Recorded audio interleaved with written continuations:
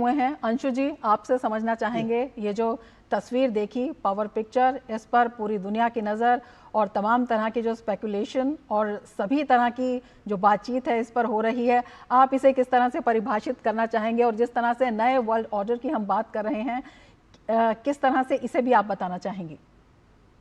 देखिए, एक tectonic shift तो हम कह ही सकते हैं। जिस तरह की तस्वीरें लगातार आज सुबह हमने देखी, एक भारतीय होने पर बहुत गर्व की अनुभूति वैसे भी होती है, लेकिन आज बहुत गौरव की, बहुत हर्ष की अनुभूति हो रही थी, क्योंकि हम जिस एजेंडे को लेकर के एससीओ के मंच पर गए थे, हमारा कोई एजेंडा किसी देश का विरोध करना या किसी को बुली करना या किसी से कोई बदला निकालना कभी है ही नहीं। रमा जी, वसुधैव कुटुंबकम के दर्शन पर, पंचशील के सिद्धांतों पर हमारी विदेश नीति बनी हुई है। और हमारी विदेश नीति एक नदी की तरह है, प्रवाहवान है, गतिशील है। रास्ते में जब कोई रोड़े आते हैं, रास्ता बंद हो जाता है, तो फिर दूसरा मार्ग हमारी विदेश नीति खोजती है। यही नदी का एक नया प्रवाह है जो एससीओ के इस मंच पर देखने को मिला। सुबह जो ये त्रिशक्तियों का संगम दिखा, देखना बहुत रोचक था।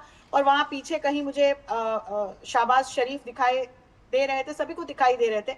और इसके माध्यम से एक बड़ा कूटनीतिक संदेश पूरी दुनिया को गया कि जब राष्ट्रीय हितों की बात होती है और जब वैश्विक भलाई की बात होती है, तो कई बार कड़वाहट भूल के चीजों को नए सिरे से एक नया अध्याय शुरू किया जा सकता है। और यहाँ जब हम चीन और भारत की बात करते हैं, क्योंकि ये प्रश्न बहुत पूछा जा रहा है कि चीन के साथ अभी तक किस प्रकार के रिश्ते रहे, तो देखिए, कूटनीति में, वैश्विक राजनीति में कोई परमानेंट एनिमी या परमानेंट फ्रेंड नहीं होता। अगर कुछ परमानेंट है तो हमारे राष्ट्रीय हित है, उनको ध्यान में रखते हुए हम फैसले लेते चल रहे हैं। और यहाँ हमारे साथ पुतिन खड़े हैं। रशिया के साथ भारत का कैसा संबंध है ये मुझे बताने की आवश्यकता नहीं है। बहुत, जिसको कहते हैं गाढ़े का संबंध, बुरी से बुरी परिस्थिति में रशिया हमारे साथ खड़ा है, वाइसे वर्सा। तो पुतिन आज जिस तरह से मोदी जी के साथ व्यवहार कर रहे थे, उसमें वो विश्वास झलक रहा था, वो प्रेम झलक रहा था।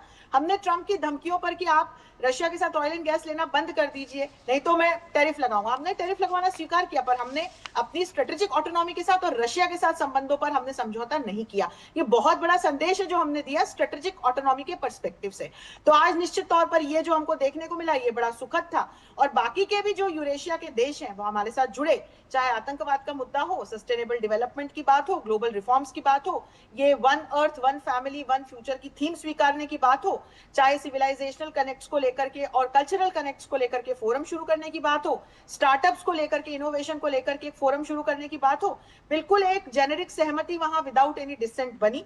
और बहुत आज गौरव की अनुभूति हुई कि एक बहुत सफलता के साथ हमारे प्रधानमंत्री वापस आ रहे हैं। और वहीं आज अमेरिकन एम्बेसी के हवाले से ये सोशल मीडिया पोस्ट देखना भी बड़ा रोचक लगा कि भारत और अमेरिका के बीच बहुत डिफाइनिंग रिलेशंस हैं, स्ट्रेटेजिक रिलेशंस हैं, पुराने रिश्ते हैं, बड़े अच्छे रिश्ते हैं। तो ये जो संदर्भ है, ये समझ में आता है कि आज जब एससीओ के मंच पर भारत का डंका बजा, भारत की चमक दिखाई दी, तो अब कहीं ना कहीं वो अमेरिका को भी समझ में आ रहा है। हालांकि बिल्कुल, हम ये भारत की करने जो नहीं गए बढ़ती थे, अहमियत इस है वो बात भी को साफ कहोगे। तौर पर इस पर दिखाई देती है।